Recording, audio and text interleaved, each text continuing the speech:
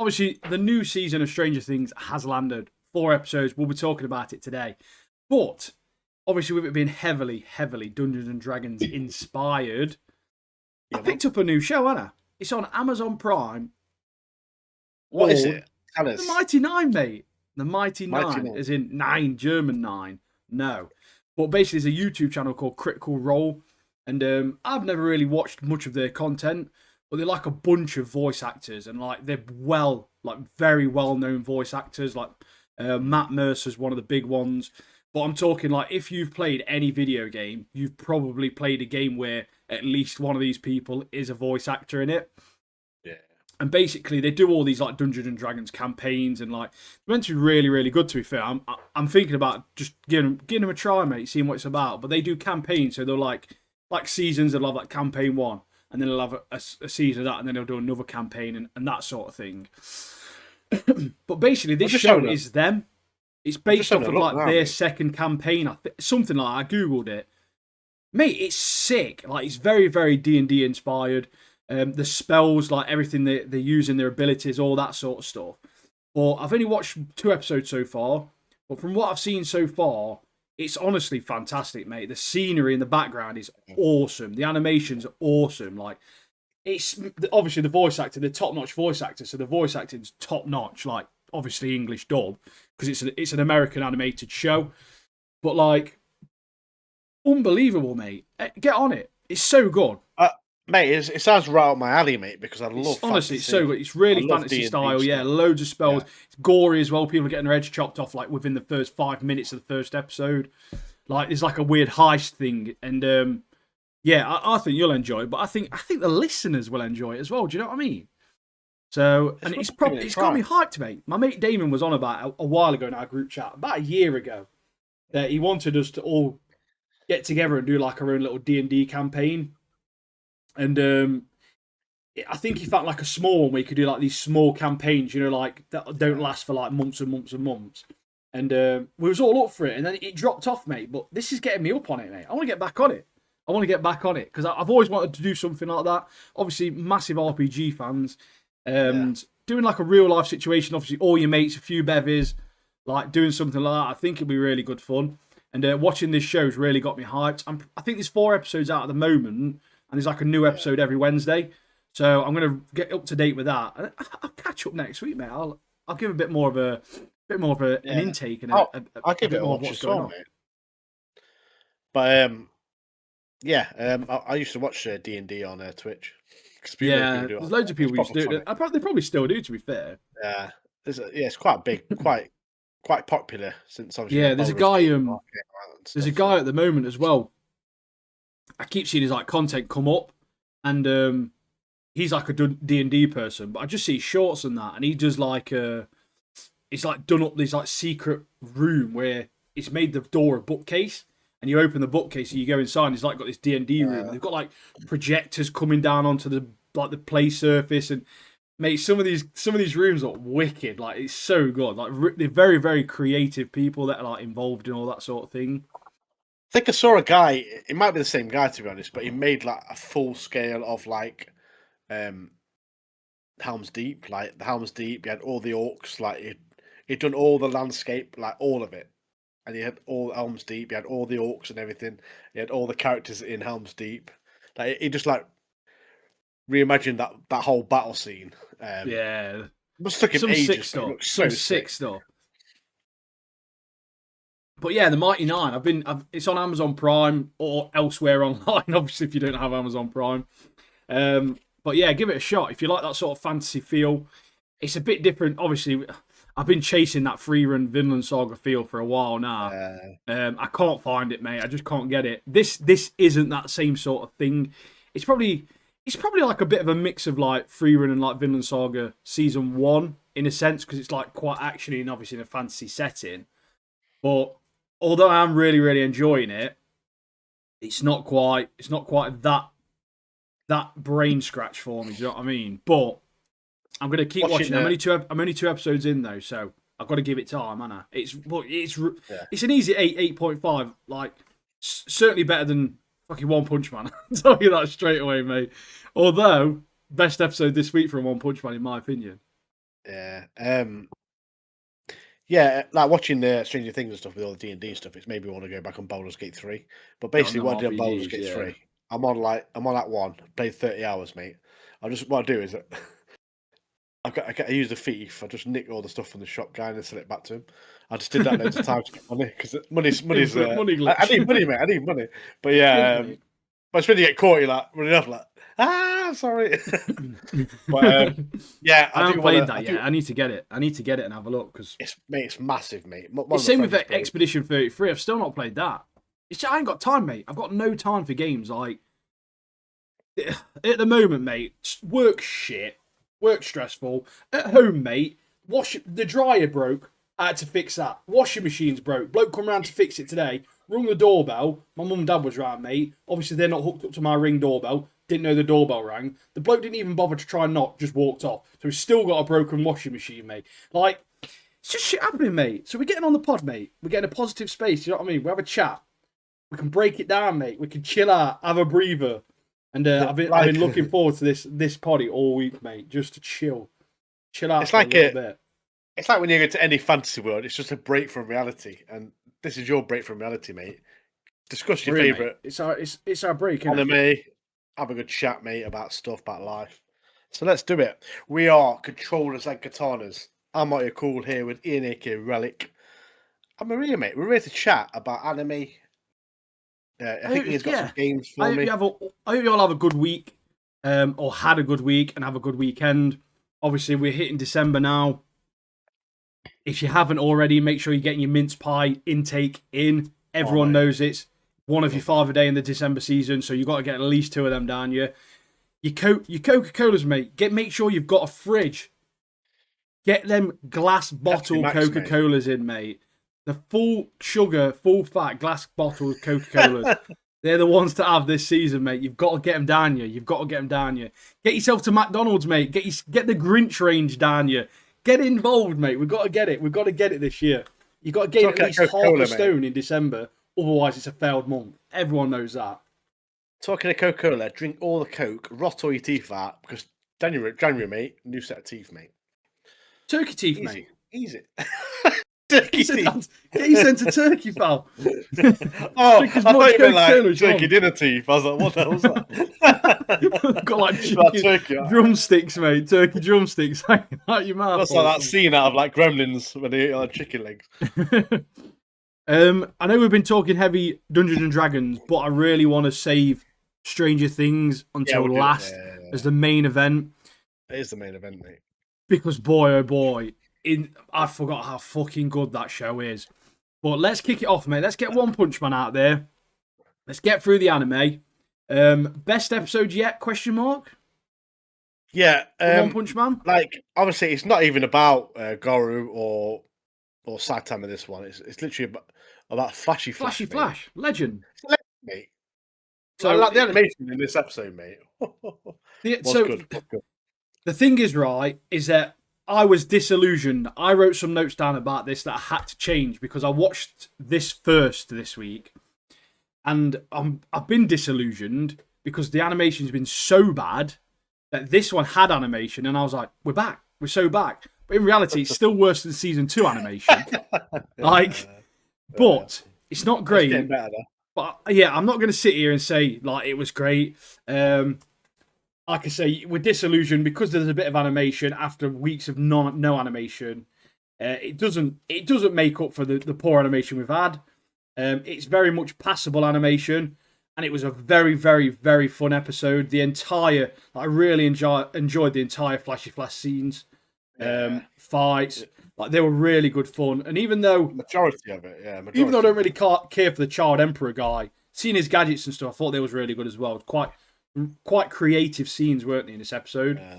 But like I say, I watched this and then watched Gachi Akita, Big Gachi, directly after it, and you can really see how drastically different it is in comparison. And I'm talking, mate. I turned One Punch Man off and instantly started playing Gachi straight after, and there's a night and day difference in how good the animation is in that compared to this. But every week I've been watching it in that same order you watched it this week, and yeah, that's why MHA. if they at least keep it at this level of animation for the remainder, I think we'll be all right. I'd certainly be all right with it. Yeah. I need to see more. I need to see more of Garu, really. He's the man, isn't he? He's the man. Saitama's nowhere to be seen. He's a bit boring at the moment, isn't he? Like, something big's going to happen. But the introduction of that Flashy Flash guy, though, and seeing what he was all about, I really enjoyed that. And those two villains were pretty cool as well. Those, like, demon guys who've not long turned into demons. But yeah, it's probably the best episode so far this season, in my opinion. Yeah, like that Flashy Flash guy, like, he just kind of came out of nowhere, and it's like, obviously he's like a ninja basically, and he's so good, mate. Like, he takes out the intense like fighting scene he has with them two guys. I think they've got like a bit of a backstory, like they've been hired by someone else. Yeah. To kill him off. Obviously, Flashy Flash has literally killed everyone who's crossed him, so he's trying to figure out. He's like, who sent him there? Because I've killed everyone basically. Flashy Flash does the Chung-Li 1,000 kick special move on both of them, mate. I was like, yeah, sick. That was murked. But Insta-murked them both, mate. Great character to introduce. The Gadget Kid murks off Big Bird. Batters him. Mate, he was mint, he was. And he pulls that. He pulls a lightsaber out, mate. Pulls a lightsaber out. Turns out it's his umbrella, mate. But I was like, yeah. But it reminds me of like a little Doctopus. You know, mate, Inspector Gadget, mate. It's Inspector Gadget, isn't he? Do you remember Inspector Gadget? It was go-to, wasn't he? I still remember the theme tune, mate. But the Cerberus dog, Inspector Gadget. the Cerberus dog he like summons as well. I was like, yeah, sick that is, mate. But yeah, great. Yeah, it was really good. The Child Emperor. The Child Emperor. He's like progressed the story a little bit as well because he's actually saved that annoying little rich kid, hasn't he? So they're on the way out. But the thing is, Child Emperor, mate. Like when he first came to us, this guy's crap, mate. Like a little snotty little kid. Yeah. But in this episode, he kind of changed my view of him. His gadgets and stuff are cool, aren't they? Yeah. His gadgets, and you're like, yeah, he can actually look after himself. You can see why he's an S-class rank hero because he literally single-handedly rescues that little snotty kid. Yeah. Also, wait, on the theme of S-class heroes, right? I'm gonna give a shout out to Axel, mate. Axel's tagged us, mate. Legend. He's tagged us. Legend. I seen Axel, right? Like, that's sick, bro. Top podcast on his Spotify Wrapped. Controls and Katanas, mate. 3,387 minutes listened on it. He's gutted because he's saying that he's only in the top 7%. But we've got like 12 monthly listeners, mate. So that makes him like number one. So like he's the number one listener, mate. Number one fan, mate. I'll do other people are like. Yeah, I know. I'd love to see if there's some randomness like. You know what though? Thinking about it, I wonder if it'll tell us because as a creator, do you get like a creator's Spotify Wrapped? I don't really know, mate. To be honest, it'd be cool to see who the other listeners are because we've got like over. I think we've got nearly 500 total listens now on Spotify, and that's Spotify alone.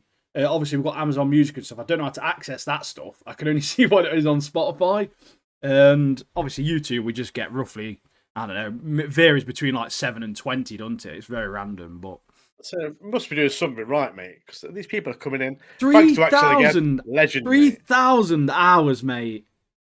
He's a fucking top G, mate. He is. I love you, mate. I love you to MVP, bits, mate. MVP, mate. Of this podcast today. Absolute MVP. All time, mate. It's clear as day, mate. In there, black and white. All time, worldwide. Legend. Number one. Hall of Famer, mate. Hall of Famer right now. Thinks he's Tinchy Strada and Dubs, mate. Number one. See, I don't understand. But yeah, now I've got the shout out of the way. What do you want to go? Do you want to go with? Do you want to go for a more action-packed episode, or do you want to go with a more chilled-out episode? I want to go action-packed, mate, because I want to go Gacha Q tonight. Let's go Gachi, mate. Bundus, mate. So this whole episode is basically. So the beast takes off. The episode's called Time Attack. And in any game you ever play, I hate time missions. They're annoying as fuck. Because the panic sets in, doesn't it? Panic sets in, and you start rushing around, panicking and stuff like that. But this episode, the things took off, so they need to destroy this core quick time. But Bundus, the end boss stands in their way. New and improved, showing his true powers. He's got all these arms now, all over the place. Phenomenal. And the team could not get past him at this point. He's literally smashing him all over the place. Until Rudo goes Super Saiyan, doesn't he? Yeah, mate. So, like, Bunda's sick, mate. Sick character, and I'll get into him in a minute. I love him, but Rudo's new nail gun, like, it was pretty cool. It was really useless, don't get me wrong, to begin with. But, like, what I liked about this episode, I really liked seeing him, like, concentrate his power, like, into it and make it bigger and stronger. And I also thought it was really good to see that Engine's understanding of, like, his power and explain sort of, like, what his power is and how he could split it over, like, 3 objects, or he can concentrate it all into one. And I thought that was, like, a pretty cool mentor moment. Shows that Engine, although he is obviously, like, really goofy and he has all these dead stupid moments, he is actually obviously knows what he's talking about, and he understands his, like, obviously teammates and all this sort of thing. So I thought there was some really cool moments. But Rhea as well, her reaction when Engine mentions the guns, her face, mate, that really made me laugh. That was so funny, wasn't it? The bit as well. It's like, did you kill anyone? It's like, no. No. I didn't do anything. But the action in this episode was phenomenal. Bundus's instrument, the use of it, the way they've shown, obviously, how it's used, they've shown it really, really well. Just everything they did this episode was great. Like, even like the little comedic parts, like there's one part where Dear Santa's being boxed out by those little dog robots. That was really funny. Like, it was such a funny. He's like out on the floor, like, just he explains, doesn't it? Bundus explains that, like, over the years, he's obviously got these. He's evolved his instrument, hasn't he? Yeah. These arms have got. And he's like reasons for it. So it's like, oh, this one was when I was 35, where I was like uncertain and like blah blah blah, and that's why this one's a bit random. And yeah, like I really want to see more of him, like, because I'm very intrigued by him. Yeah, like he was saying like that he's a newbie to like being a raider. So what was he like before? Like, how did he get so strong? Like, I really want to see his backstory, and I hope we get to see some of his backstories at some point. I mean, we've got like 3 episodes left, so like, I don't know if we'll see it, but yeah, it's a really good show, mate. It's a really, really good show, and I've really enjoyed watching it, and I'm glad we picked this on a whim. And we tend to do that on this podcast. If we pick something, it's usually right. So if we're watching it, you need to be watching it, because it's typically good.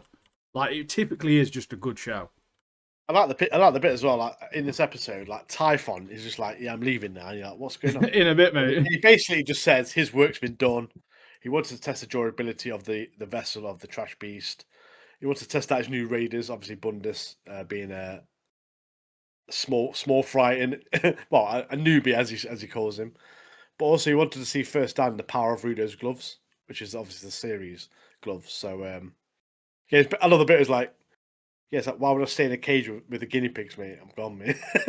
In a bit. And it's like, dips, mate, doesn't it? But Electric Hair comes back, doesn't she? She's been revived. Yeah, Super Saiyan Static Head. That'll be the next fight. But yeah, great episode, great action.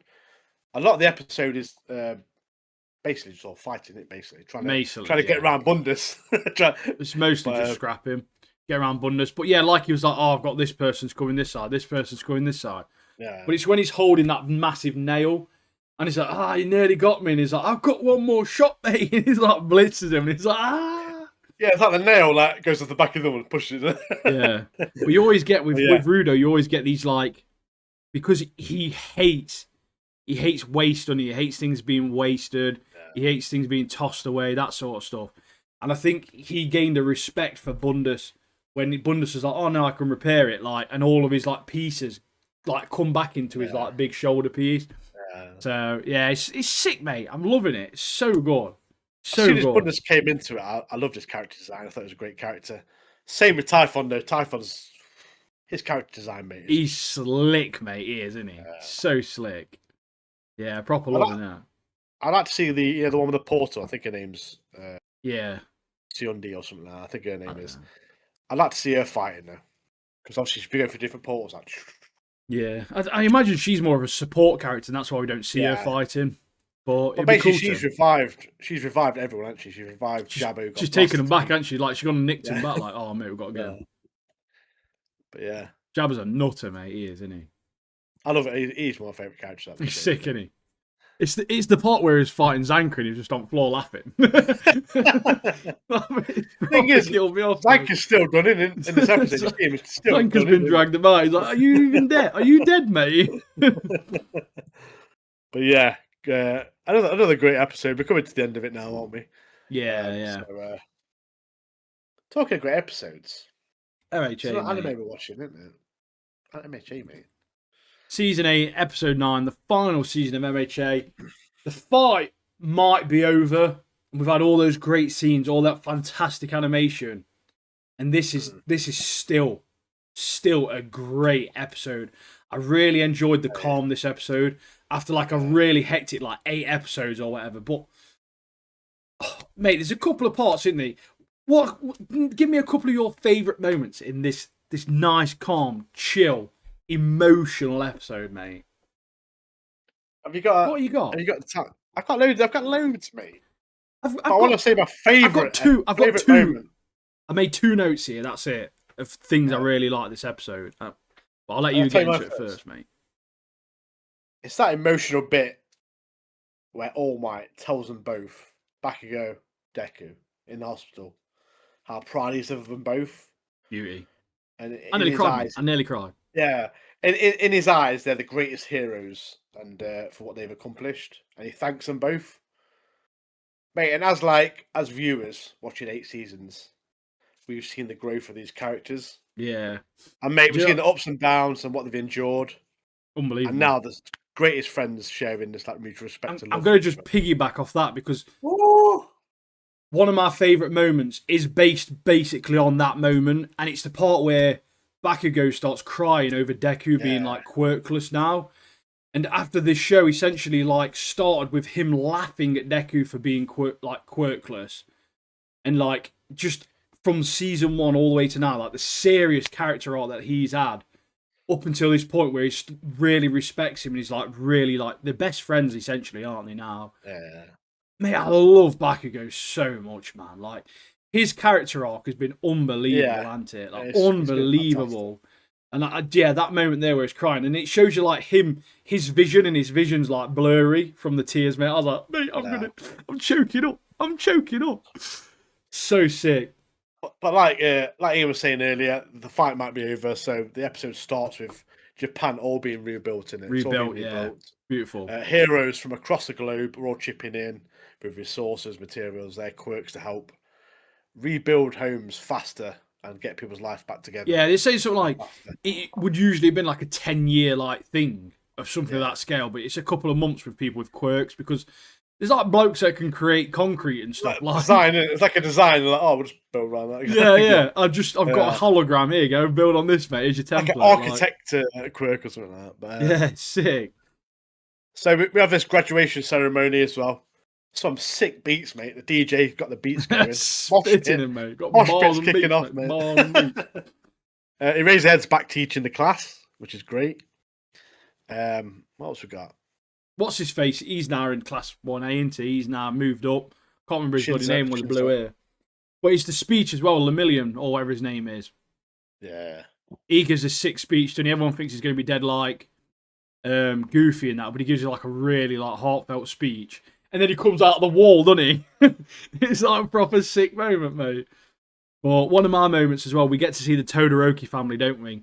Yeah, that's big moments for me. That was. Yeah, we get to see the Todoroki family, and obviously all of them are there. Endeavor's there; he's got arm missing, he's in a wheelchair, could barely stand. Done him, mate. And we've got Dobby, Shoto, Toya. mate. There's the one moment there at Toya where Shoto asks him what his favourite food is. Sober, and he's sober, mate. Sober. But it's the way he responds to it, and I was like, mate, this is beautiful. But then seeing Endeavor as well in bits, can't even walk, his sacrifices he's made to just try and make things right with his family. He's arguably probably one of the worst characters in terms of nastiness. He's a bit of a horrible bloke, isn't he, really? He's dead horrible to his wife, his kids. Yeah. And then seeing his character arc as well to try and redeem himself. And he's just trying to make up for all the sins he's made, mate. He's got to be doing that for the rest of his life, mate. And he's making up for it. And his wife, mate, after all he's done, and she's still there, mate, pushing him in that wheelchair, stood by his side. Shout out to her, like, shout They out pushed to him her, off a mate. cliff later. No, I'm joking. Yeah. Oh, Um, big. but yeah, just like the things he says as well, like, "Oh, I want to atone. I'm going to spend every day of my life atoning for what I've done." Yeah, Like, atoning for what I've done. Just and atoning for his it's going to sins, visit man. his son every day. And if that Toya guy says he hates him, he's just going to endure it every day He's and just visit gonna. him every day. Try and get to know him better and stuff. And his family wants to join in, like visit him as well. But yeah, that was deep, mate. That was just deep. Yeah, deep, mate. It really was. Very, very good. Definitely when he first came into it, it was like because obviously Todoroki is my favorite character. So like when he first came into it, it's like being horrible to Todoroki, like get out. But now he's really come round. He's really like trying his best to. Like, he's defeated man. And he's basically overdone himself, Yeah. burnt himself out, kind of thing. So, but he's always trying to do what's right for his family now. Might be a little too late, but he's trying his best. So, yeah, I respect him for that. Good to see Todoroki again. Legend, mate. He's a legend, mate. I'm really looking forward to seeing how the last few episodes like conclude the show. Obviously, as non-manga readers, we don't know what's happening or what's going to happen. I assume there's not going to be any more fighting. I'm assuming it's all going to be just concluding storylines, tying up loose ends, all that sort of thing. But what a season so far, man! Eight episodes of just pure, or 9 episodes or whatever, of pure perfection, mate. However many it's been so far, pure perfection. And even like the animation doesn't. Obviously, it's been really great in these first eight episodes, but in this episode as well, it just doesn't let off, does it? It's just good, mate. Looks nice. Yeah, the backgrounds are still great. It's still bright. It's still everything's still fantastic. The music as well. The music, especially in that hospital scene with Bakugo, Deku, and All Might, mate. That's motion, mate. Stunning, mate. They hit the right music just for that scene, mate, and it just brought it to life, mate. It was so good. Yeah, I honestly loved it so much. It's just been a fantastic season so far. Fantastic season, and I really hope it concludes really well, because it just deserves it, mate. And I know a lot of people dislike it purely based on fandom. I don't care about that. I don't really see that. I'm just watching the show for what it is, and it's just done such a great job this last season, mate. Really have, really have. But we can I've got something. I've got a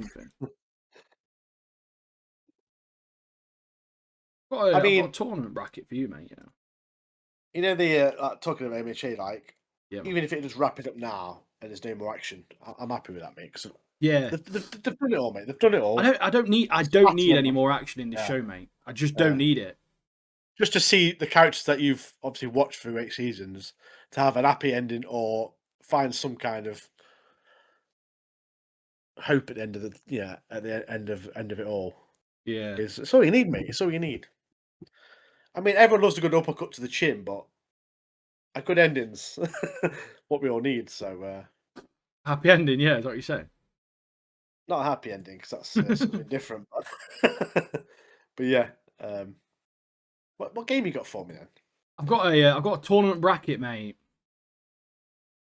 Okay, let me get my position, mate. And I must admit, I've not made this. I found it. It is a Final Fantasy main series bracket.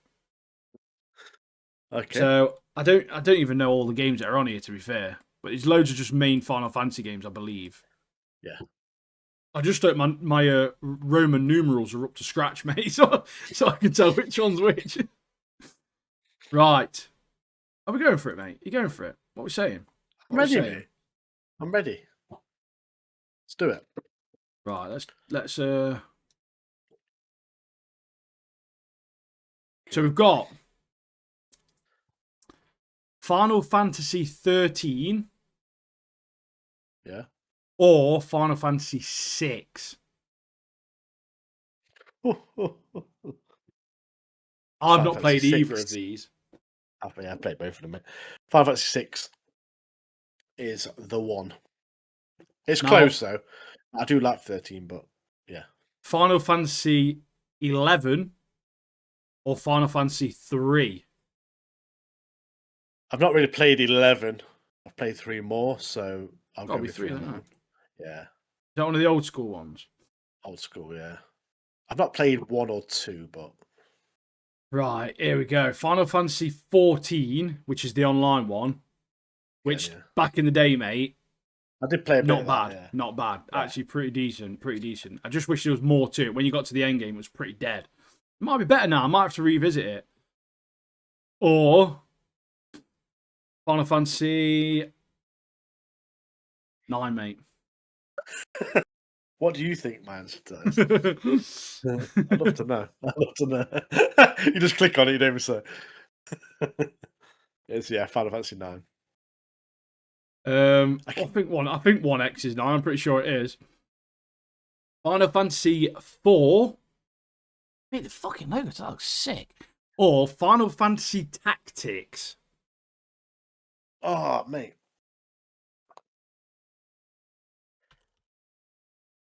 Is it the Game Boy Advance Tactics? Is it it's just Final Fantasy Tactics?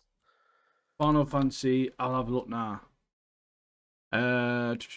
It just says Final Fantasy Tactics. It looks like a big old boy one, that does. Oh, mate, No, it's the original. It's the original PlayStation one. Is it on PlayStation 1? PS1? Yeah, that got it was on PS1, but there's one on Game Boy Advance, but PS1's been redone now. It's PS1, mate. It's the same logo as the PS1 one. I'll go Final Fantasy 4 on that one because that is a close one for me. I do like tactics games though, so. And then we've got Final Fantasy 4 versus Final Fantasy 3. No, sorry, no. Final Fantasy 6 versus Final Fantasy 3. Sorry. Final Fantasy 6. Played Final Fantasy 6 about 5 years ago. That for the first time. I loved it, mate. And the PS1 minis. Oh yeah. Mini ones again. Played on that, mate. I was loving it. Final Fantasy 4 or Final Fantasy 9. 9, mate. All day. Wait a minute. It's 6 or 9. This is only one off, mate. This is the left half. We're going to be doing the right half in a minute, mate. Yeah, okay. 6 or 9. That, sorry. 6, 9. 69, mate. 9. 9. 69. Here we go. We're on the second half. 8 or 2. 8. Sick. 8 is sick, mate. That intro. Remember that intro? Oh. Banger, mate. Banger. 1 or 7. I've not played 1, and I love 7, so yeah, 7's there, mate. For me. 10 or 12. I'll play both of these. 10 is definitely better than 12, but 12 is good. Mate, why are the logos banging, aren't they, in Final Fantasy? Like the little background, like watercolour, symbols and stuff. Yeah. The thing is, liked about 12, it's 10. 10's the answer for me, but what I loved about 12 is like your characters, you could like train them up in whatever you want, so you could give them whatever weapons you wanted. I kind of love that about Final Fantasy, but 10 definitely number 10, mate. So we're going for 5 or 15. 5 or 15, definitely 15. Noctis, mate. 15 a bang, story. Yeah, I love that. 8 or 7. I think I know what the answer is, but that's a fucking that's a fight, that isn't it? That is a fight, though, isn't it? Yeah, that is. It's 7. 7 definitely. But the thing is, we know what the end one's going to be, mate. I think it's 6, 7, 8, 9, 10. That is how you count. Yeah, that is exactly how you count, mate. That's amazing. Them games from that pot. Oh, my favourite are 5, 6, 7, 8. Baby, driving me crazy. Right, 10 or 15. Oh, mate, it's killer. It's 10, mate. It's 10. Got to be 10, is it? 10's banging, mate. Now, how do you say the main character's name in 10? What? It's Tidus.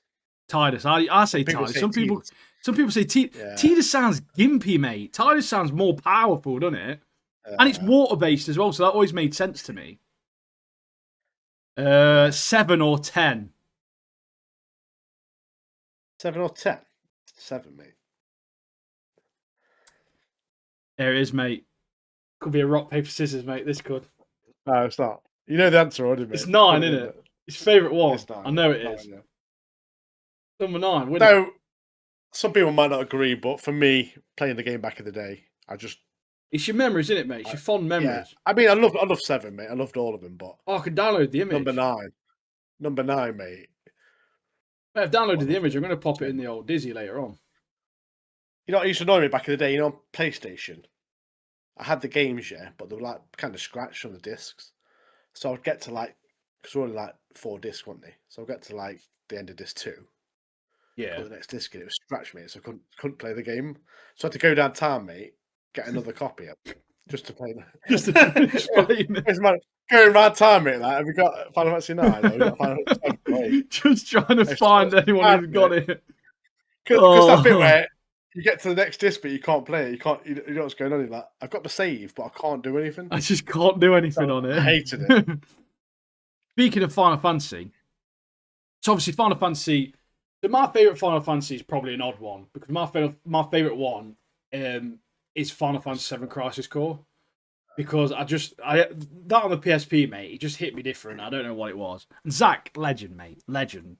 Is it thing in it? It's in the new one. Yeah, mate. We've still got Nat's Brothers PS5, and I still haven't played them yet, but they're both on there. So like the Rebirth and the remake or whatever they call it. Remake and Rebirth, yeah. So the Buster Sword is the best weapon of all time, mate. It's one of the most iconic swords of all time. It simply just is, isn't it? Like. Where's the Buster Sword come from? Buster Sword comes from my house, mate, because I'm going to 3D print one. I'm telling you now, mate. I've got in the story. I've got it come from? all of. Right, I'm just going to tell you something here, mate. I've got all. Telling you, mate. I've got all of the pieces now. Files ready for the Buster Sword. Right, when you make that, I'm going to rob that. You do know. One sec. I'm going to. I need a Buster Sword there, mate. I've got it here somewhere, mate.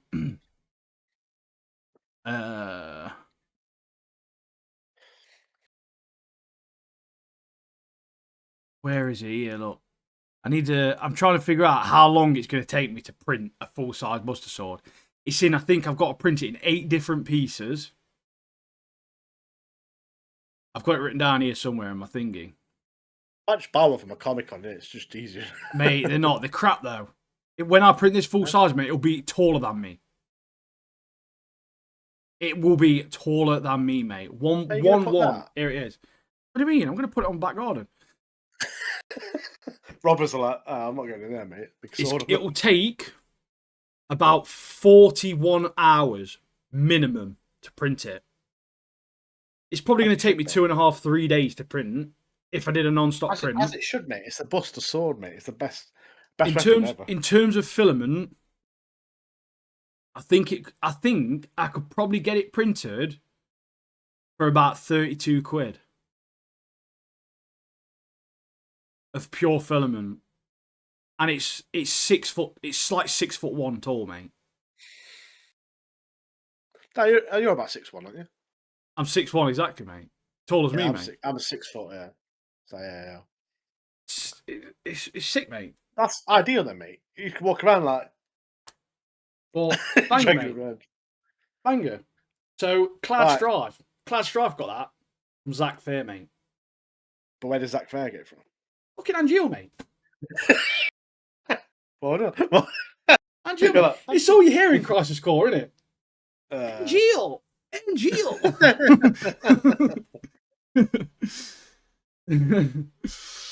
But I think it was his dad or something wanted it. Angeal's dad or something made it or something. I can't remember exactly. It's been a while, but yeah, in the actual Final Fantasy story though, it's Zack and because in the bit where obviously where Sephiroth turns, whatever, he murks off Zack, doesn't he? Yeah, and then it's one of the two soldiers that are with him is actually Cloud, and he picks up Yeah, the sword. Cloud. Mate, that scene's banging, isn't it? I love it, mate. Off Sephiroth, isn't it? Do you know what film I used to love back in the day as well? Advent Children, mate. There's a bit in that though when like I think Cloud's on a motorbike and then two guys come up next to him like, "Where's Mother?" And you're like, "What? Get out!" It's proper funny, isn't it? Who are you? Well, mate, the CGI in that is sick for like the early times. Like it was like 2000, I don't know, 2004, 2005, or whenever it came out. It looked weird though, you know, like Cloud on like a mobile phone. Like, yeah, on his celly, mate. Like on his 3210, big Nokia. I remember back in the day on Final Fantasy playing Final Fantasy 7 on the PS1.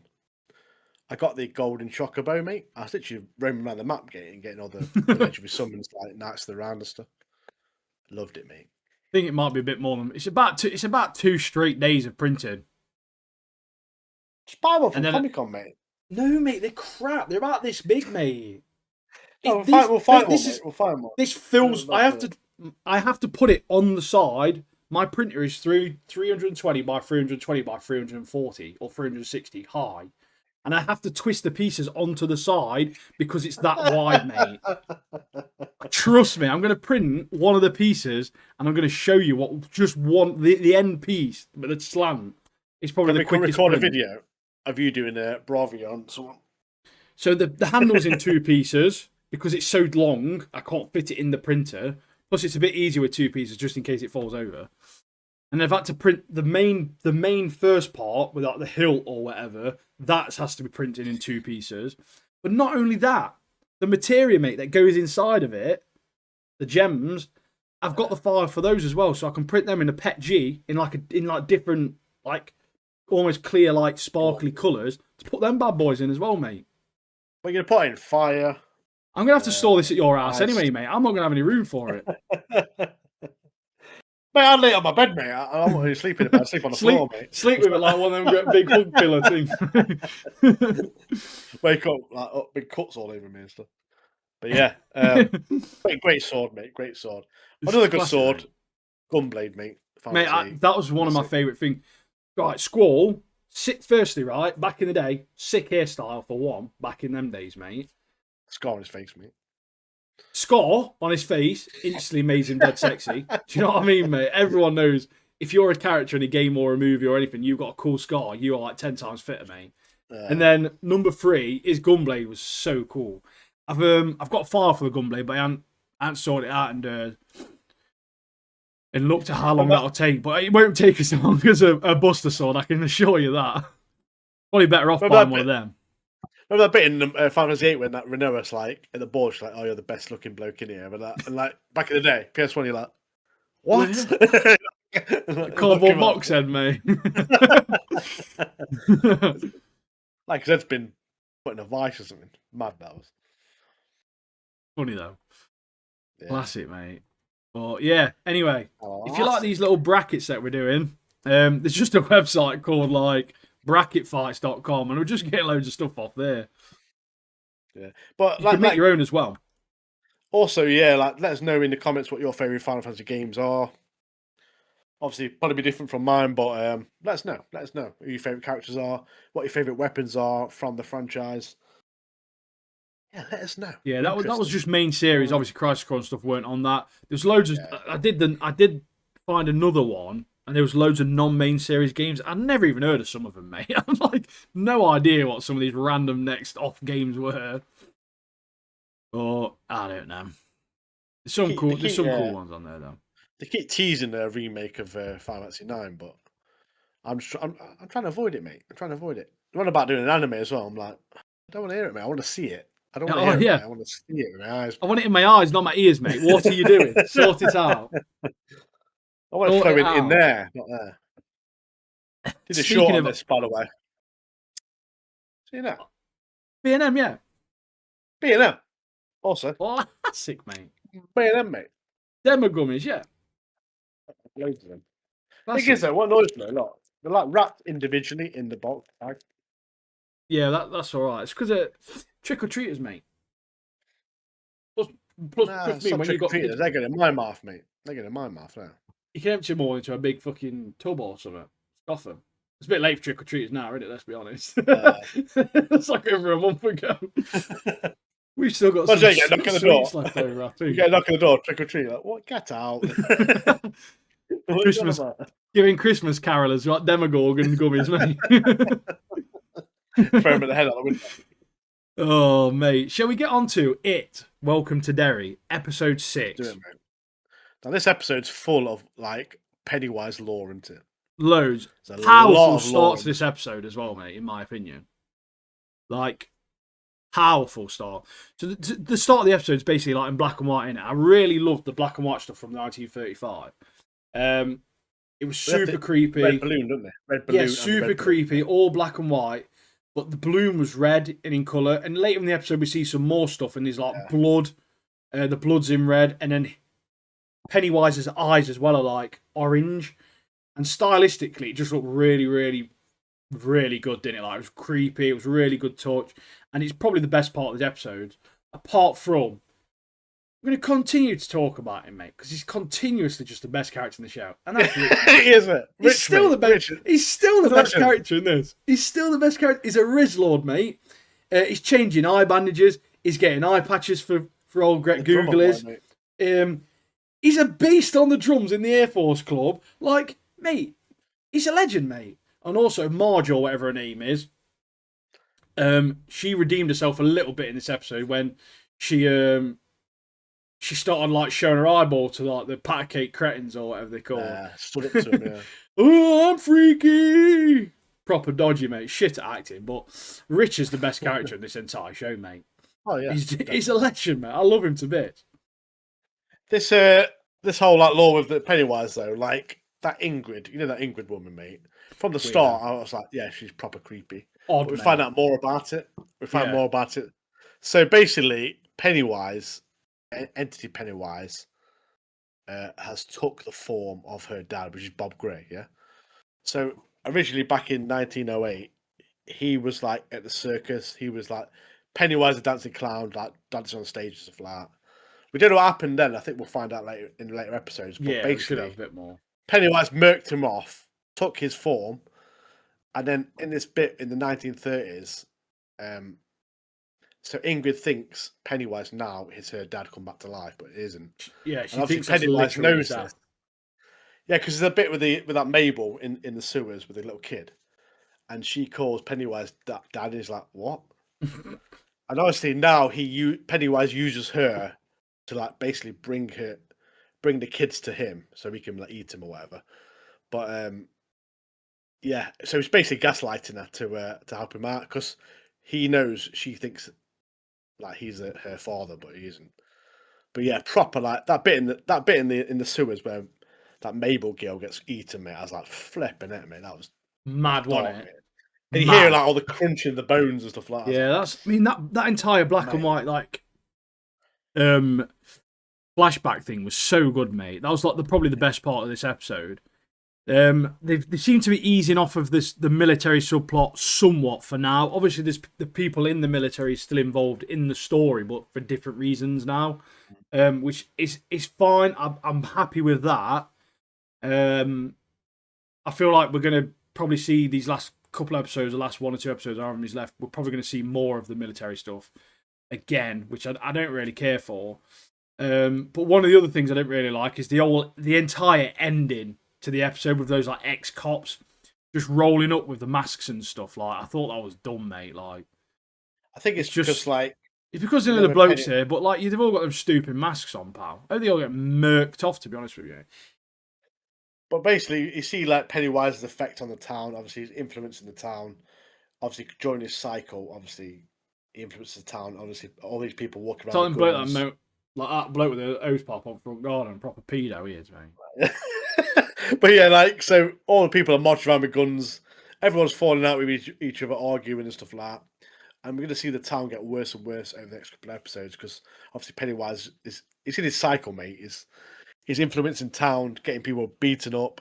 He's hunting for kids, isn't he, mate? He's hunting for kids. Yeah, it's just like Savile, mate. It's just his military. Also, Ronnie, mate, insufferable she is, mate. I can't stand her character. She's such a bitch. Will can do so much better than her, mate. Will can. Will's a top shagger, mate. He's a top bloke, he is. that Lily as well, with that glass meteorite weapon, proper like Gollum, mate. Yeah, oh yeah, can I have a look at that? It's when I get swollen blobfish dads in her drawer, mate. That proper made me laugh. Why you got him in it? Why you got him in your drawer, mate? Why you got Davy Jones in your drawer from Pirates of the Caribbean, mate? What are you doing? That Will Turner, pal, or what? Her desk became Davy Jones' locker, mate. Like, what are you doing in there? Yeah. Well, yeah, with the military things, I like how the characters have changed now. It's more of a we want to try and survive or defeat it rather than capture it. Like, that's how it sort of felt this episode, and I do like that. But one of the things that made me laugh is that bloke in the Air Force base thing. He's put like vodka in fucking Rich and Marge's drink, mate. They're getting blitzed, aren't they, mate? Proper, he was laughing in the background, proper done them both in. He's definitely he was. Rich is a character, good character. He's the best character, mate. He's the best character in this entire show, by far. But I think that thing at the end as well, like, that's Ingrid. Because she wants to see her father. She'd do anything to see her father. That part where she's suiting up, mate, like she's a superhero or something. I did like that. I do like the fact that she's a nutter. Yeah, so Ingrid's basically just like grassed up where Ronnie's dad is. So obviously to cause more chaos, to obviously with the chance to see Pennywise again. Just try and pull him out. That's what's all that's it's about. The fact that these geezers are like ex-cop, like he's an ex-cop and stuff. Like, why are you bothered? Yeah, just racist, aren't they? Basically. Yeah, just dead racist. Yeah, basically KKK, but with like stupid, like I don't know, Neil Diamond masks. I don't know what they're wearing. gay, mate. They are. But yeah, it was basically just them. But yeah, I did like the old backstory. I think we can see more about the backstory as well. Yeah, that backstory was sick, mate. It's my favourite part of this episode. Probably one of my favourite parts of the season so far was the backstory about obviously who Pennywise actually is, and obviously he's just it. He just calling Pennywise based off of the actual clown Pennywise, and I thought the tie-ins there are actually a really good addition to the story overall. I think in terms of not just it, Welcome to Derry, but like it in general. Well, yeah, Pennywise, the entity, obviously, like is probably gaslighting Ingrid, and she's obviously helped him. Yeah, where he turns into transforms into her dad and stuff. Like, yeah, so she's been helping him through these cycles, and obviously with the recent one, obviously Lily and her friends have obviously been drawn towards Pennywise in it. Yeah, very good, mate. Very good. That bit where you find out she's at the graveyard. Fucking there. Yeah. And you see that, and it makes sense why that picture's so shit now as well, because she's got a dodgy mop on her head or something, hasn't she? Like, what? Oh, it's proper funny. Like a drag queen or something. It looks like fucking what's its mum from Rugrats, bro. What's his name? Rugrats' mum. Not Chucky. What's her name? Dee Dee Pickle, innit? No, yeah, it's I can't remember his name now. Not Chucky's mum, is it? Tommy. Yeah, I remember. Mother of Tommy and Dill, and the wife of Stu. But yeah, big Dee Dee Pickles, mate. Got the same. Mate, I'm gonna show you. I'm sending you a picture now. It's the same person, bro. I'm not even joking. It's literally the same person, mate. It's fucking Dee Dee Pickles, mate. It's imagine that in the show. They're like, "What's Dee Dee Pickles doing in the old crypt or whatever?" Oh, Dee Dee Pickles is knocking about it. Welcome to Derry. Canon, mate. Canon in it, mate. Now. Oh, mate, that's so good. I'm just. Oh, I had the image in my head, and then when I physically looked at it, it's perfect. It's actually perfect. Oh, mate. But yeah, that's look, it's okay. It's not the best show watching. I'd give it probably a 7 out of 10. There's been some really good exposition, some really good backstory as well. Like I say, this episode and stuff. So there's some really bad parts that I think they're bad parts, but there's some really good parts as well. So yeah. If you do like that sort of, if you want to get more into the lore, it's worth watching just to see some bits. I mean, there's probably some YouTube videos out there, to be honest, that'll save you it. But yeah, decent. I did like the whole lore. I love stuff that like introduces a load of lore in these episodes. So yeah. it filled that for me. I thought, yeah, really good. But I want to see more, and we will see more in the next couple of episodes. So Yeah, I but I think do how many's agree. left? There's like 2 episodes left or something. There is, yeah. I do agree. Like the Roddy's character's crap. I'm not a fan of Lily's character, to be honest. I don't think they're very good actors, and I think that's the problem. I think the main kid from the start, he was something like a pretty good actor, but he's not. He's barely been in it. Been very tough. Matty or whatever his name is. Dead. Will's pretty good. Rich is a legend, number one. But yeah, Lily and Ronnie, I don't think they're very good actors, but the kids though, aren't they? That's the hard part. It's finding a kid that's a good actor. And speaking of kids that are good actors, mate, Richie Ricardo, mate. Rich is the number one, mate. He's number one. But in reality, speaking of good kid actors, we'll get on to Stranger Things, mate. Season 5, Part 2. I understand they are not kids anymore. Definitely not. They've definitely aged a lot. Which can be a little bit jarring. I think the way that they've done this is very good, though. Like, I think because we've watched it, I don't see them as adults. They do look like teenagers, in my opinion. Some of them do. I think Dustin probably looks the oldest out of all of them. Lucas's hairdo, mate. Lucas' hairdo's sick in it. That Kyle, mate. Apparently, the reason they've done his hair shit is because they wanted to make it look like that someone's mum's cut it in the 80s. That's what I read somewhere. But anyway, we're going to get into Stranger Things. Like a ruler. Stranger Things. No, what they've done, they've got a hook on the ceiling with the ear clippers, and they swing it, and he just stands there like. You ever stand against the door and like take your measurement? Like your mum's coming along, fucking top of his hair, mate. It's gone. I reckon what they've got is just got trained samurai, just like cut straight across the hair, mate. But yeah, Stranger Things season 5, part 1, where there's going to be no spoiler free. There's going to be absolutely no spoiler free parts of this. We're going to get into spoilers straight away. We're going to be mismatching probably between episodes 1 to 4. So if you've not seen any of it, have a good one. Go watch it. Come back. Have a good one. See you next week. But yeah, catch you in a bit. But yeah, so spoiler warning right now for Stranger Things season 5, season 5, part 1, 4 episodes. We're getting at it now. Let's go. I was mentioned straight away, Linda Hamilton, mate, from the Terminator films, as a character in the show, mate.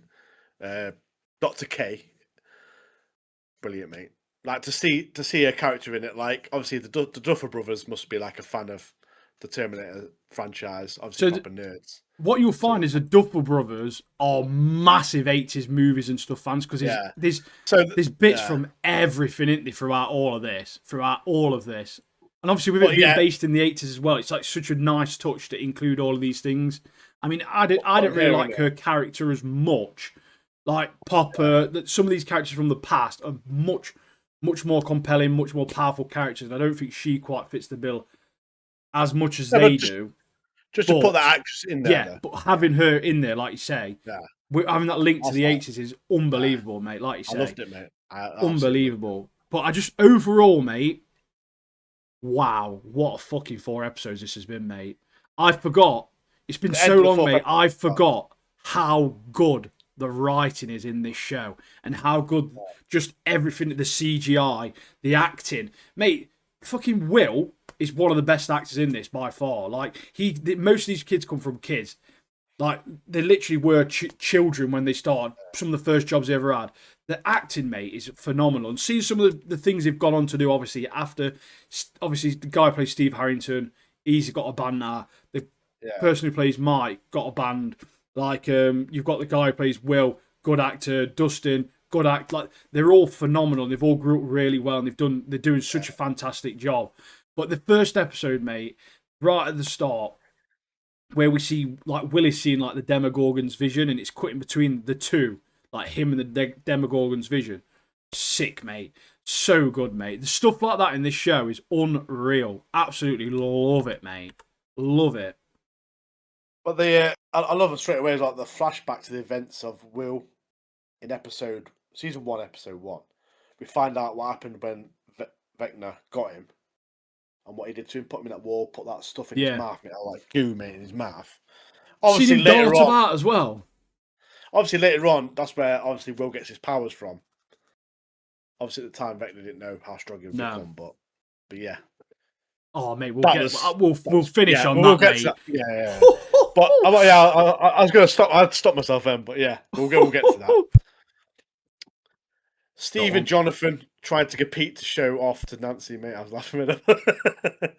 They're like, I'll do it. No, I'll do it. Yeah. It's just dead childish, isn't it? Like, I've got a theory here about Jonathan, which we'll get onto in a little bit. But yeah, like this first episode, like you say, he's brown bread, mate. He's 100% brown bread. As soon as I saw that engagement ring, mate, dead, mate, instantly. I knew it. Done for. And also, mate, you're literally chasing up a ladder to try and get her attention. What makes you think that she's going to say yes if you're proposed to her, mate? Like, come on, pal. Thing is, like, you're not even secure in your relationship, mate. Like, what are you doing, bro? They both look down and Nancy's gone, mate. She's not even there, mate. She's not even bothered, mate. Proper embarrass himself. They both look down. They're both shitting it as well because they're dead eye up. Oh yeah, look down like. But the CGI, mate, the CGI of the Demogorgon in that first episode that was running, so good, mate. Like, I love the radio station, the Rockin' Robin parts, fantastic. Also, that radio station, the Squawk, mate, you can listen to it on Spotify at the moment. It's live until like the 2nd of January. They've actually got it on Spotify. You can actually listen to it. Also, my mate Ben told me about it. It's sick, mate. Get on it. Also, you know the poster on the wall, the phone number, you can actually bring that, and you get some stuff from like, from Stranger Things. You get like a little message on. It's like an American number in it, so if you ring it, apparently you get this like message from like the police force of the town or whatever. So. Oh, like what's it called? Hawkins, isn't it? Hawkins PD. Hawkins, like PD, yeah. There's a couple of things I was a bit unsure of. I'm just going to get into a few things that I originally did have as a few negatives to begin with, and that was Dustin was the first one. Was my first negative.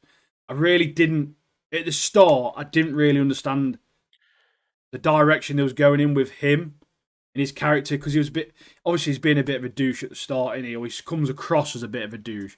But then when you think about like, and you start considering the fact that he literally watched one of his best mates, Eddie Munson, die in front of him, like it's probably a totally reasonable way to act if that's happened to you, and like you've had that sort of trauma and stuff. So then I was instantly like, oh yeah, to be fair, like that has happened to him. He's just paying homage to his mate by wearing Hellfire Club. Like the stuff he does with the snake and then he gets battered. But mate, he was putting in shifts, mate. He's a tough lad, mate. Yeah, fair play that guy's eyes, mate, didn't he? The guy's eyes are like red, mate. Fair play to him, mate. Like, red eye, pink eye, mate. Yeah, at first I was like, why is he acting like this? And then I was like, oh yeah, like 4 years ago, 11 years ago when the last season was or whatever it was, Big Eddie Munson died, bro. Like, but like obviously when you start to think like he literally saw like one of his best mates die in front of him, like in a brutal way, bearing in mind as well, like it sort of makes sense to why he's like that. He's obviously fighting depression and stuff, isn't he? But yeah, like that was pretty much one of my only things as well, mate. Really, was just that, simply just that. There was there's another negative I've got, mate. How many times are we gonna see Hopper's kid dying in that fucking hospital, mate? Like we've seen it already in multiple seasons. We've seen it about 8 times these first 4 episodes. Like I appreciate it's sad, mate, but I don't need to see it 8 times in a season, mate. Come on, pal, lay off it a little bit. While we're talking about demigorgons, mate, that bit in Nancy's house, mate. Oh, mate, them scenes. Karen, shout out to Karen. Yeah, mate. Them scenes in that, like how it was all filmed and stuff like that. They're in the bath and stuff, hiding from. That bath scene was so good. So good. Mate. Was so good, mate. Really, really clever with Holly. It gets smashed through the wall, mate. It's gone, mate. Mate, he's so done with Karen as well, isn't he? Like he's so fed up with her. She's getting pissed out her head. She's fuming because the kid's talking to nobody. Like, while we're talking about Holly, mate. Now we mentioned age at the start, and you was like, "Yes, they're all old." I think she's probably the most jarring one out of all of them because canonically she's only 7 years old, bro. She's like double that in real life. Like, and you can tell she's not 7 years old. That's like she's almost twice that age, mate. Like, it is so weird because it's taken so long. But one of my favorite. There's a couple of my favorite scenes from this first bit as well. So there's a scene where Firstly, the entire Mr. What's-It stuff. That entire mystery behind all the Mr. What's-It stuff. Amazing, mate. Very well written. I really like the form. The Mr. What's-It, Henry's form. Like where he's got the pocket watch and the glasses. Even though he looks like a well-respectable guy, it still came across as quite creepy. And just that entire thing, I really enjoyed that part of it. And obviously seeing those side-by-sides of Will looking through Holly's eyes. And then obviously on the roundabout and him spinning and all that stuff. Again, fantastic. But it's the scene where Mike gets bare hate online, you know. He's a top mate, he is, you know. He's a good big brother. He's a good leader. He takes charge. He's a fantastic character. There's a scene where he sits down with Holly in the school when Karen's talking to the teacher about, obviously, Holly talking to nobody there. And it's where he sat down and he goes, oh, look, I've made you. He gets a little figure out for her, and it's like, look, it's Holly the heroic. Like, carry this around with you. You remember to always be brave. Mate, that scene was so good, mate. Like, it's such a good scene. How can people hate him as a character? He's so cool, mate. Sick brother. Sick mate. Sick leader. So Holly Wheeler is the next Will for Vecna, isn't he? He's got a. He's going to make her the next kind of Will. She's at the moment she's like plugged to that wall and she's got that goo going in her mouth, mate. But mate, I need to go back to Demogorgons, mate. It's so that scene, them scenes with them, mate, is so good. When also, big shout out that Demogorgon and all. Oh, mate, well, she shouldn't really affect her. She gets a wine bottle, mate. Obviously protecting her kids, isn't she? Yeah. Papa murks off. She gets absolutely battered, mate. Blitzed, mate. Absolutely battered, bro. She's not brown as I would never know she's not murked off, mate. Fair play. I want to know your thoughts. I want to know your thoughts on Derek Turnbull, whatever his name is, that fat dude, mate. I love him, mate. I love him. I'm gonna. I purposely. So I made 2 notes, right? I purposely kept both of the notes. The fat kid Derek is dead annoying. It should be child abuse for your kid to be that fat, mate. And then my next note towards the end of my notes, Derek, top 5 characters of all time. He's sick, mate. He was proper making me laugh. He was. I hated him at first, mate, but he was jokes. He was fucking so funny. It's when he gets captured, he starts whacking him on the head, mate, to go and go down the tunnel. It was so funny, bro. Mate, every time he did that, when I was watching, I'd laugh my head off, mate. Mate. It's so sick. You know, in his bedroom as well. Did you see in his bedroom, like, the 80s stuff in there, mate? He had 80s posters. Iconic, mate. Iconic. He had gumball machines. It's got loads of, like, toys. He had that one where you press the button, the box, like, do you remember that? Yeah. He had that. He had a full arcade machine with Hang-On, mate. The biking game. Classic game, that was. Mate, his parents have got some money, one, do you know what the thing is? So, right, I'll move it back a bit, actually, before I get to this bit, because I'm pretty sure that most of the Derek stuff happens in the last episode. But, like, I just want to shout out to, firstly, to Karen, obviously. Yeah, legend. Obviously, them getting battered by a Demogorgon, fair play. I mean, shit mum, don't get me wrong, to begin with. Basically saying the kid's a nutter and all this stuff. And fair play for him for making them all believe. And I really wish, though, they just need to tell their mum and dad, mate, that about the upside down and Demogorgons. Yeah, I mean, it'd make the life so much easier, wouldn't it? It'd make the life so much easier. The hiding in the bath part, fantastic, mate. Absolutely fantastic. Episode 2 was I'm going to say the worst episode. It's still a fucking good episode, but there was a lot of story building, wasn't there? There was a lot of building of what's going to happen next. Still a great episode, don't get me wrong. Max, mate. I just want to shout out to Max. We see Max in this. She's obviously... Holly ends up in this other world, basically, in the Upside Down, and it's like an illusion world. She ends up in this house, meets Max. But the entire story of Max, where Max, every time she's listening to the music, she's trying to get out. And that scene where she's running, it's like a portal. Running up the hill, mate. Running up the hill. She's literally running to the portal to get out. Yeah. And the cassette stops, mate. And Lucas has to rewind it all, mate. I was like, no, like, come on, mate. This is like so good, mate. So good. And do you know when seeing her as well? Buzzing for Brand New Day, mate. Absolute buzzing for Spider-Man. Don't know who she's going to be, but she's a good actress. She is, mate. Like, it's gonna be got some good stuff coming, haven't we, mate? And again, this is all people that have come from these sort of shows, mate. That have gone on for bigger things, mate. Like, it's some good content coming out, mate. You know, he's on about like top 5 characters. Yeah. Erica, Lucas' sister, mate. I wanted to get onto Erica. Up there, mate. I wanted the reason I didn't want to talk about Derek quite just yet is because I wanted to quickly talk about Erica first, because firstly, Erica she's so funny. Bitch, isn't she? Proper sassy, isn't she? Bearing in mind she knows everything that's happening, she knows about the Upside Down, she knows about all this stuff, and she's like, you've got 60 seconds because she's missing her favourite lesson with that nerd bloke. Is you got 60 seconds to try to explain it to her. And she's fell out with her best mate and all this stuff, mate. Like, but the scene where she goes to Derek's house, mate, and feeds them that pie. That whole plan was so honestly funny, man. It's the part. It's that scene as well where it's like, Erica. It's like, I thought you said she was mean. It's like, no, she's not mean. She's a villain. And I was like, boy, oh boy, is she a villain? With a needle, and she like walks up to that girl. It's a dad. You know, the dad has the cake. He's like, stands up, starts walking up. He's like, ooh, he's done, mate. He's done. I was like, it's later on. It's this. So now we spoke about that. I want to quickly get back to Derek again, mate, because they tie them all up. Joyce, everyone ties them up. It's taken to the blindfolds them, taken to a barn, because basically there's a very good use of hive mind in this show, isn't there? So like, obviously Will's connected to the hive mind, and that's why you can see through the Demogorgons, even though the Demogorgons haven't got eyes. But anyway, that's none of that. But he sees through the Demogorgons' eyes. He witnesses, obviously, like, witnesses the presence. He knows when they're close by, all that sort of stuff. And they decide to blindfold him. But Derek wakes up, mate. How does Derek elude all of them, mate? He eludes them, mate. They can't get him.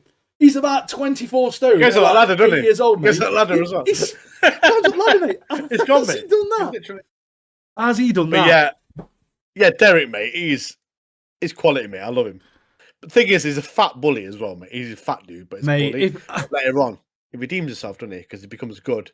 Helps all the kids out, doesn't he? Yeah, so he's gone from, what did he call him? Derek the Dick or something like that. Dickhead Derek or something. And then he goes to Delightful Derek, doesn't he? But with my patience, mate, trust me, that kid would have been fed straight to the Demogorgon pal instantly in that scene. But yeah, that whole scene with the trap for the Demogorgon, it's like Home Alone, isn't it? Mate, again, like we say, great scenes again. These directors, the Duffer Brothers, or what they're called, they're really paying homage to these like really early 90s, 80s sort of like movies, mate. They've got this entire Home Alone style, mate. Fantastic that was, mate. Absolutely fantastic. It probably gets murked off as well because it drops through the ceiling, lands on that like barbed wire, gets shot by Nancy, and then gets fucking burnt to death. I was like, boom. Well, I didn't die, but it gets burnt and runs off, doesn't it? But yeah, so that whole scene, I was like, whew. I've been thinking about these on the way to work and on the way from work. Days now, mate. Since I watched it, mate. Steve Harrington, top shagger, still a good character, still fantastic. Yeah, I love him. Mate, Robin, awesome character. Obviously, she's gay. She gets this date. She has to keep letting this date down. Obviously, Will's hinted at being gay as well. They have this really heartfelt chat. And what I like about this show is that they do it in such an authentic way. Whereas, like, you get some shows that try and ram stuff down your throat, like try and ram agendas down your throat and make it seem disingenuous. But they've done this in such an authentic way that it's really, again, it's just down to the writing, it's just really, really good. But Steve's plan to drive through the portal, mate, epic, legend, straight into the wall, legend, mate. Yeah. I think Steve's my favourite character of all. But... Steve's sick, isn't he, mate? He started off an arsehole, he redeemed himself a bit. Well, Blake's been watching season 1, sorry. I think he might be on season 2 nearly now, but Steve is an arsehole, right? And there's a lot of stuff he says that is questionable in the first season. Oh, Mate, he's not actually that bad in the first season, you know, I don't think. I think some of the things he does are warranted. Yeah. Because I remember watching it, mate. Me and Nat had this conversation. I hated Jonathan, mate. I always thought he was a weirdo, I did. And they started taking photos of him in the trees and stuff like that, mate.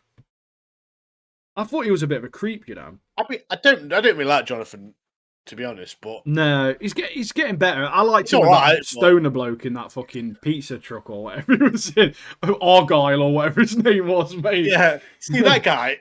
I saw a video the other day. It was like a short, and it says like the people who aren't coming back into Stranger Things. He was one of them. Yeah, And he was great character, but he was also funny, obviously wasn't Eddie he? Munson and stuff like that. But We know about Eddie though. I'm kind of glad Eddie hasn't. But mate, how powerful of a character was Eddie Munson for certainly for obviously the actor's career, mate. Master of Puppets, mate. Certainly for his career though, like what's the guy called again? Joseph Quinn. Joseph Quinn. How big has he got since then, mate? Because Eddie Munson, he had one season in this show, mate. What, 8 episodes or something, maybe? Whatever he was in that season 4. And the impression that he's made on pop culture in general, mate, like he's did such a great job. And again, it's down to writing. The effects on this show are fantastic. The scenery is fantastic. The set's fantastic. The costume design's all fantastic, mate. All so good. But the second half, mate, of episode 4 was a great episode throughout. We've not really spoke about 11 much, to be fair. Because there's a part where 11 and Hopper are fighting soldiers. And then 11 opens that truck door into the soldier's head, sparks him out. Made me laugh, mate. Dead bad that day. Have you seen his eyes, though? They're all like monged out, aren't they? 'Cause he's been hit that door, mate. Mate, I was creasing with that. That was so funny because it reminds me. You ever seen Zombieland? There's a Zombieland. The movie. There's a part with that where he's in the Hummer and he opens the door on a zombie's head, mate, as he's driving past. That mate, I don't know what it is about that. It's one of my favourite scenes in any movie ever, and it reminded me of that. Just so funny, mate. So funny. But 11's obviously she's learning about her powers more. She's training her powers more. She's getting really cool. Hopper's been really protective. Obviously, we see 11 flashbacks of his old kid that's dying. And it's the exact same flashback as well, just copy pasted. But obviously he doesn't trust her, and we get all of this like father daughter stuff, don't we? Come through now, but basically they're in there because they're having these like talking to D&D. They having these like dungeon crawls. These crawls, yeah. They're going into upside down world to find Vecna where he is. Mate, but they can't find him at all. Mate, we forgot to talk about him. Murray. He's a legend, mate. I like how he's made that like in the back of the truck. He's made that like seating area for the kids with like them like baskets and foam like pads, mate. And he's like, you come through and they're like, not really, no. And he's like dead gutted. He's like, all right, like because he really worked hard to make this seating. They've got ratchet straps for seatbelts, haven't they?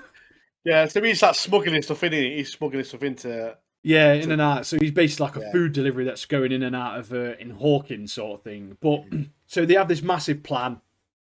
They get Delightful Derek to go into this camp because they take all of the children from Hawkins and they put them in this. Yeah. It's like a concentration camp, isn't it? Really, to protect them from Vecna because of the stuff that's happening. But they know Vecna's after them, and the military can't help them. So they have this plan to break in because they've got all these underground tunnels. Mate, there's one scene in particular made me piss in this.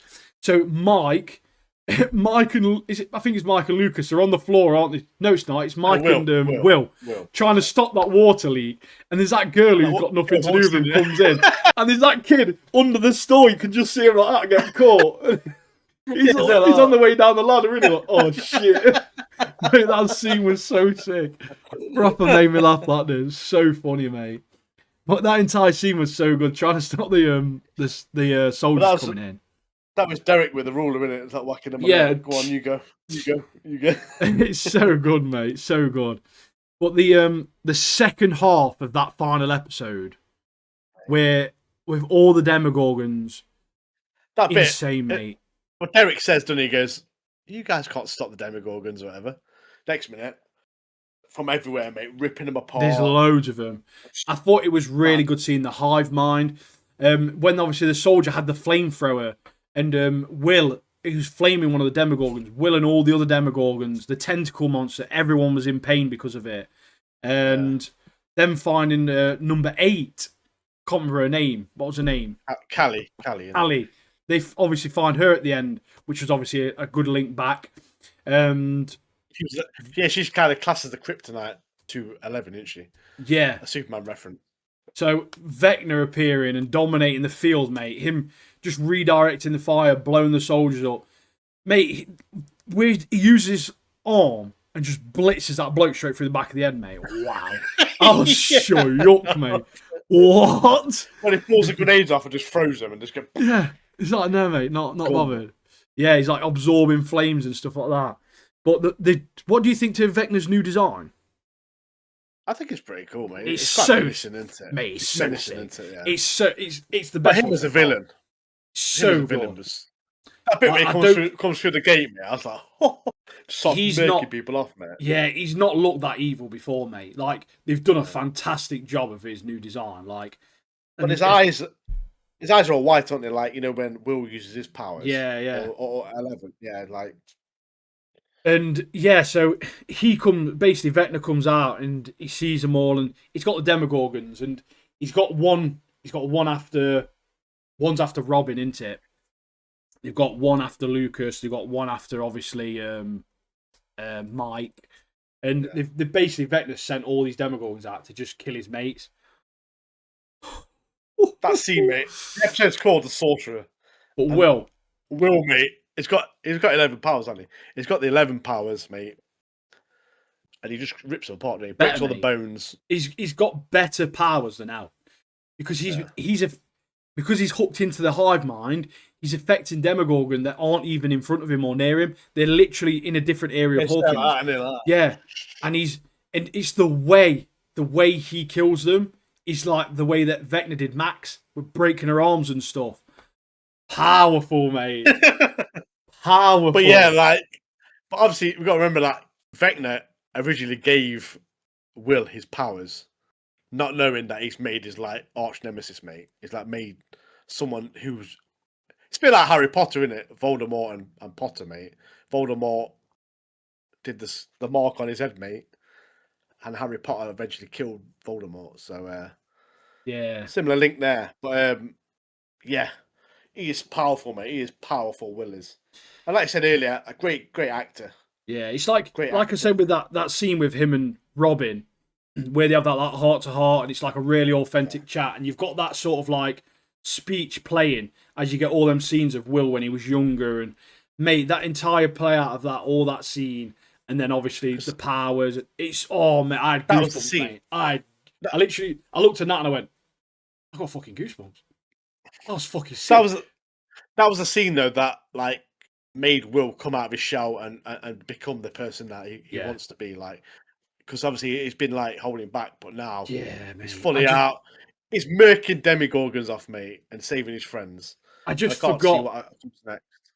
How good the writing was in this show, mate, because it's been so long since I watched it. I forgot a little bit about it, mate, and I just honestly. As soon as it started, mate, I was like, I'm glad this is back, mate. It's iconic, isn't it? It's gonna be so sad to see it go. I don't appreciate it's gonna have to. What are your predictions? You got any predictions? Who do you think's gonna die? Who do you think you'll be disappointed if they do die? Do you think there's anyone out there that you think if they kill them off, it will ruin it a little bit? For me, I think if Steve dies, I won't be happy about that. But I understand if it does happen, he might save Nancy. Yeah, see, Steve's one of them characters into where you don't want him to die because you like him, but it kind of makes sense for his character to sacrifice himself in a scene or something like that. That makes sense.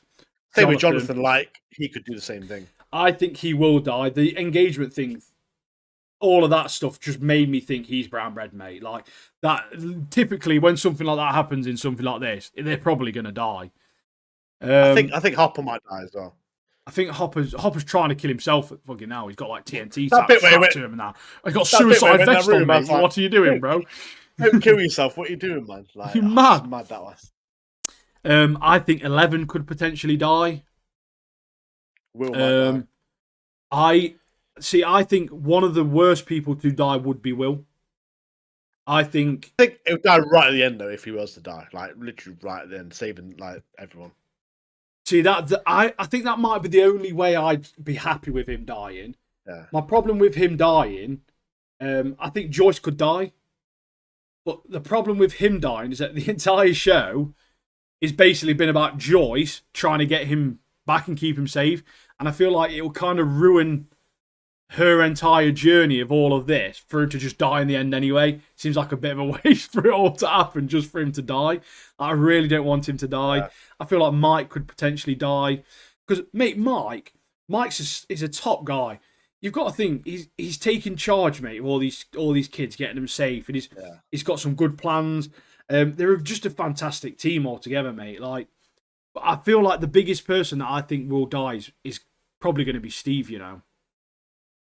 For me, yeah, because he's my favourite character. So yeah, if he dies, I think he will die. It's gonna hurt me. I think he will die. Him or Jonathan are the two. But I kind of feel like because of the engagement ring thing, maybe they'll flip it on its head a little bit and be like, no, people are going to suspect that because of this happening, we don't want a happy ending for him, but they might give him one. It might be that Steve finds out that he's got an engagement ring and he wants to give it to Nancy, and then something happens and he's like, oh, I need to protect him, or I don't know, something like that, mate. You know what I also think as well? I don't think Vecna's the end boss, mate. Someone else, yeah. I think it's that Mind Flayer, isn't it? Mind Flayer's a bad man thing still. I don't think Vecna's the end boss, mate. I think he'll get killed off, and then obviously the Mind Flayer will obviously try and take over Hawkins or whatever, or bust through the upside down world or whatever. But we'll see what happens. But yeah, I'm loving it, mate. I can't wait. Next month, for the end of next month, we're gonna see the finale to it. But talking of 80s reference, I love that bit where Robin and Will like escape, don't they? But they're like, say to Joyce like about the flux capacitor, obviously from Back to the Future. I was like, mate, Robin's so sick, isn't she? She's such a good character. When Joyce like speaks to Jonathan on the thing, gets on the flux capacitor, they're all like, "What?" Do you know about this flux capacitor? Do you think it'll work when it gets fixed? This flux capacitor, and like, what? Because obviously they've all seen Back to the Future, but obviously Joyce in the show hasn't seen it. But yeah, that was funny. Yeah, I did like Will like basically saying to his mum like, "No, you can't stop babying me anymore. Like, you've got to let me be me." And I'm glad she did, because if she didn't, mate, the entire last scene would not have happened, mate. But mate, dipshit Derek, mate, legend. I love him, mate. I do. It's just so funny, like a fat bully guy who then becomes like one of the characters in the show. Funny, and mate, all the stuff. That bit at the table as well, where he's eating that pie, is literally dissing all his family or whatever. Like taunting him next week, like done him, bro. Oh, he's so funny. When he's playing these games, isn't he? I think he's playing like some. I can't remember what it was like. He's playing some game and his like sister's like coming in. He's like taunting his sister, like, "Yeah, get out, you bitch," or whatever. Slag or whatever. He's just funny, mate. He just makes me laugh. Oh, so good. Yeah, he is quality. But yeah, I love all the 80s references, and obviously Duffer Brothers love 80s stuff. So yeah, I do love it, mate. I do love it. All the posters, all the music. Mate, great. It's great. Mate, the last what a way to end like the first part of this season. Unbelievable, mate. See, this is why I think Vecna won't be able to take on 11 and Will. So that's why I think it might not be it might be the not be the boss and Callie. It's got to be. Yeah, so there's got to be someone. There's got to be something stronger. Maybe the Mind Flayer is the strongest. I don't know. We'll see what happens. Find out, thought, in it. It's a thought. Think about it. Not much left now. But yeah, Vecna's new design and character is a very good villain. Yeah. Very powerful villain as well. Oh, massively. And we have that scene as well, like, obviously, Dr. K, she's obviously got Callie in that chamber thing. Obviously, she wants 11 as well. Yeah. So she obviously, her plan was to get both of them and try and take Vecna out and take control of the Upside Down world with the army. So that was their plans. So. Yeah, but yeah. Well, Callie has that like sonar thing, doesn't she? That's why they've got them sonar guns and cannons and stuff. So obviously that's what you're using against Elle. Yeah. But yeah, it's unbelievable, mate. Like the Mr. What's-It stuff was fantastic. The house and stuff where she's in, really good. Like it's just all around, mate. Will the Wise becoming a sorcerer was legendary. Absolutely legendary, mate. Like the play of the game. Obviously, he was a wizard in the game. Now he's a wizard in real life, mate. I saw someone with a theory saying that this is in the end, this is just a D&D campaign, and it's going to be just them all playing as kids again. Mate, I'd be vexed, mate. I'd be pissed right off. Lost ending, mate. Have you ever seen that clip where Breaking Bad ends, and he wakes up and he's the dad from Malcolm in the Middle, and it was a dream. It's proper good, mate. That proper makes me laugh. But like realistically, if it was just a D&D campaign, like I'll bin anything Stranger Things I've got and I'll burn it. I'm like, I will boycott it for days, mate. But I don't think they will do that. To be fair, you can't do that. That'll just ruin the whole thing, won't it? Massively, just ruin it. And the writing's so good, mate. I feel like they've got a better ending in mind, haven't they? But it's just something I saw online. I was like, could you imagine that? Oh, yeah, so good. But yeah, let us know what you guys think if you watched it. I asked on Dizzy, and Axel's the only one that replied, to be fair. But yeah, he's not up to date with it yet, so he won't have heard all of our thoughts on that. But yeah, unbelievable start to the season. Easy 9 out of 10. First part of this, easy 9 out of 10. I think it's only going to get better as well. Only, yeah. I believe you're right. We've got the next one comes out. I think it technically comes out Christmas Day in America, so it'll be 26th of December in the UK, Boxing Day. So whatever podcast comes after that, we'll be discussing. But it will be probably the week after that we discuss it. And then we've got New Year's. I think New Year's Eve or New Year's Day. Some other ones come out as well. So yeah, some big powerful stuff. To come out there, mate. Yeah, I'm looking forward to see where it goes, mate. The story. Oh, it's so sick, man. I'm so glad it's back. Been collecting my stickers from a sticker book still. How are you getting on? I've got a few duplicates, so if you end up getting one, mate, just let me know. I was in Asda today. I was like looking at it. I was like, tempted, yeah. They do like a box. It was like the pack's like 90p each or something like that. Yeah, so I think they do a couple of different ones where you can get like a set where it's like, I don't know, £7 for like 10 packs or something like that. I don't know. But yeah, I'm gonna get some. Every time I go somewhere, I pick some up. Don't I? Just to have a look. Have you got any like big characters at the moment? Like, I've got loads of sick ones, mate. I've got like a cool Eddie Munson one, and it's quite good because it's like ones from different scenes from like the seasons and stuff, and then it's like a little bit of, like about the episode or about the scene next to it and stuff like that. Then there's all the ones where it's just like a poster of like 8 Tiers and Hellfire Club, and it's sick, mate. I doubt I'll complete it, to be fair, but I'm enjoying it. Something to do. I just saw that Rugrats picture in our Discord. It's the same hair, man. It's the same person, bro, isn't it? It's the same person, mate. Anyone watching it, go and check out Dee Dee, mate, or whatever her name is from fucking Rugrats. Tommy's mum from Rugrats. She's a fucking woman out of that. But yeah, anyway. Maybe had fun. It's been a bit of a longer one, obviously, with Stranger Things being a big part. We obviously wanted to put a bit of time into that because I really, really did enjoy the first 4 episodes, and trying to put a little bit into it just to see a bit different to what we normally do. So if you like the style of it, us talking about my favourite parts, some stuff we didn't like, some stuff we do like, predictions, that sort of thing, let us know, because we want to try and change it up a little bit. We've got some plans. I've already changed the thumbnails on YouTube, just try and make them look a little bit fresher, a little bit different. I don't know if they do look good, I'm not sure, to be fair, but yeah, they look good, mate. They look good. I've seen them myself, mate. They look great. Sick in it. Look, hopefully they draw some more peeps in, mate. But yeah, I've got a few things to say though. First one is Godspeed, peace and prosperity. Have a great weekend. We'll see you on the next one. And we love you. We appreciate you. Let us know. Join the Discord, mate. Let us know your Spotify Wrapped. What you've been listening to. What you've been doing. Are you top 5? I doubt you're number 1 in the podcast listing, though, for us. That's Axel Bell, mate. Number 1 legend. So, but yeah, you all have great weekends. Hopefully the weather's not too bad where you are. It's going to be raining pretty much until November next year, I think. But We'll catch you in the next one. Take care, everybody. Bye. Peace. Goodbye.